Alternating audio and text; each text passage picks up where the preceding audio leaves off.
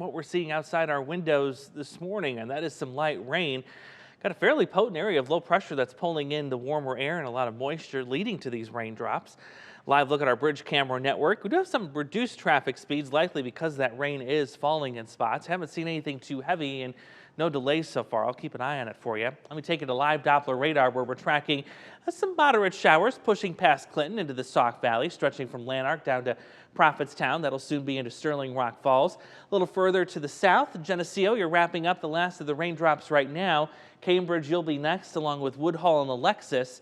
And even Monmouth starting to see some rain push through. Galesburg, you've got another round to go before we see a little bit more of a sizable break, I think a little later this afternoon. Now, the reason for that is, look at the dry air sitting here in parts of east central Iowa, even into Missouri. That's what we refer to a dry slot. So this storm system, it's rapidly maturing, reaching its maximum intensity, and as it does so, it pulls in a little wing of dry air. And I think that's what gets in here a little later this morning and especially into the early afternoon. Meanwhile, the impressive warmth, we have risen incredibly warmer compared to yesterday. Already 51 degrees. We just kicked that over in the last hour here in the Quad Cities. We've got more warmth to go. The cold front hasn't even reached Des Moines yet, so we're going to still be on the warm side of this system well into the afternoon. And it looks like we'll time things just right about noon or so, for at least a few hours of some dry skies. So this will be the time right here that you'll want to get out and enjoy some of these warmer temperatures.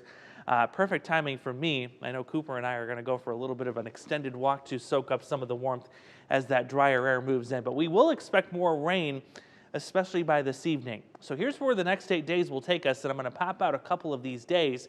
I love what we're doing next week too, a more stable temperature pattern, more spring-like warmth.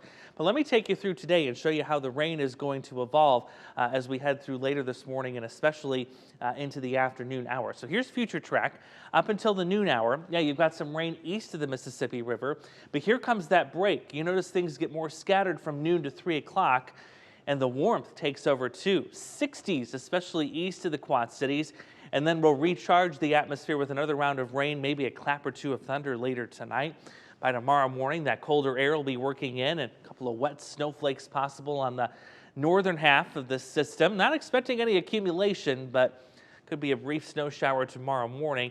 And then finally, as we get into Friday, look at the clearing taking place. It's also going to be a fairly mild day too. I like what's coming in there. We'll have temperatures into the 50s. I also want to show you too the longer range pattern because we do have a little bit more cool air to go through yet. It's still going to be a fairly sizable dip in the jet stream. This is the first week of April, and we kind of flatten that out for next week where I just showed you we have several days in the upper 50s. But look what looms as we get closer to the second week of April. Another big dive in the jet stream. That's going to send temperatures back down to cooler levels. So we'll stay warm through at least the halfway point of next week. A couple of showers mixed in there at times, maybe a thunderstorm for next Wednesday. But what lies beyond that could certainly be another cool shot of some air coming in. So enjoy the moderating temperatures next week into the weekend while it sticks around.